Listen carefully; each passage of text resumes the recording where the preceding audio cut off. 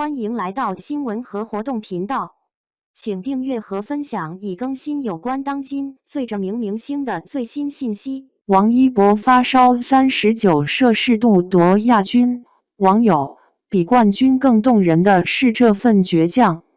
凌晨刷到王一博工作室的公告时，我正蹲在急诊室陪朋友打点滴，消毒水的气味混着手机屏幕的冷光，映出公告里那句因感冒发烧导致身体不适，仍坚持完成 China GT 宁波站赛事。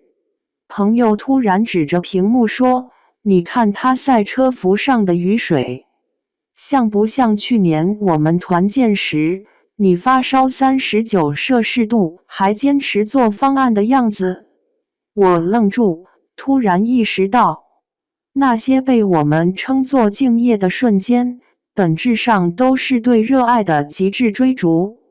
宁波赛车场的雨幕里，王一博的85号赛车在第3个弯道突然打滑。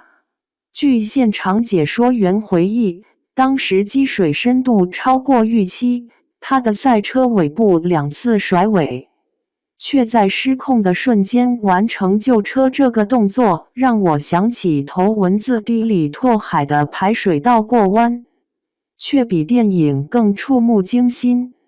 直播镜头扫过维修区，能看到他戴着头盔的侧脸发白，左手始终按着位部，右手却精准地控制着方向盘。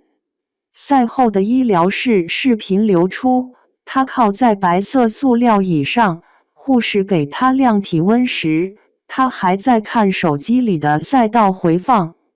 38.9摄氏度，先吃退烧药吧。护士的声音带着心疼，他却摇头。颁奖仪式几点？我要换衣服。这个场景让我想起室友参加全国街舞锦标赛，膝盖积液发作时，硬是撑完决赛才被抬上担架。说舞台灯亮着的时候，疼也地笑着。王一博在颁奖台上的右手始终攥着奖杯底座，镜头拉近能看到他指节泛白，却在主持人提问时立刻挺直腰板。赛道不会因为身体不适就降低难度，车手也不会。王一博发烧词条冲上热搜时，评论区的2极分化出乎意料。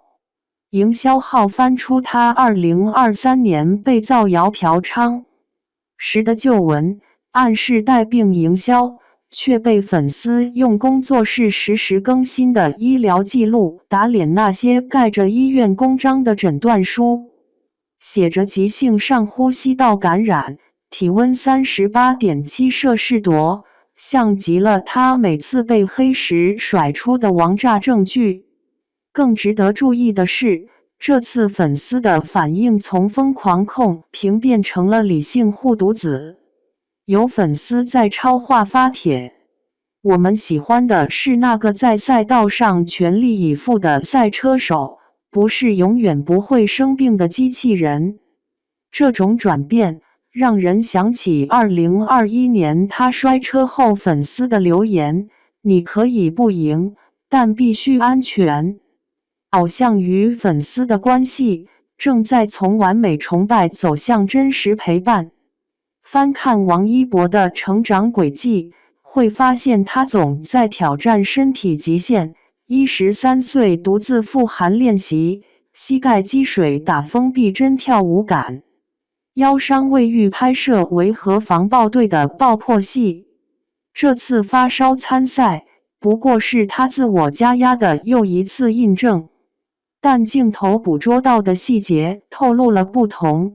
颁奖时，他主动把奖杯让给搭档方俊宇，自己缩在角落喝水。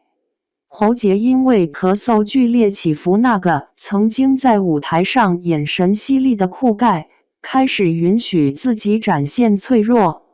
最让人破防的是粉丝拍的生图，赛后他坐在驾驶舱里，头靠在方向盘上，赛车服拉链没拉。露出里面的白色 T 恤，领口被汗水阴出深色的圆斑。这个画面让我想起热烈里陈硕在街舞比赛后瘫在地上的样子，同样的疲惫，同样的执着。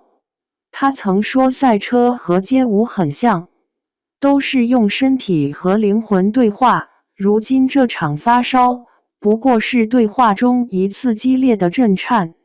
当网友在热搜下讨论偶像该不该带病工作时，某医疗大 V 的评论引发共鸣：敬业不是透支健康，而是懂得敬畏身体。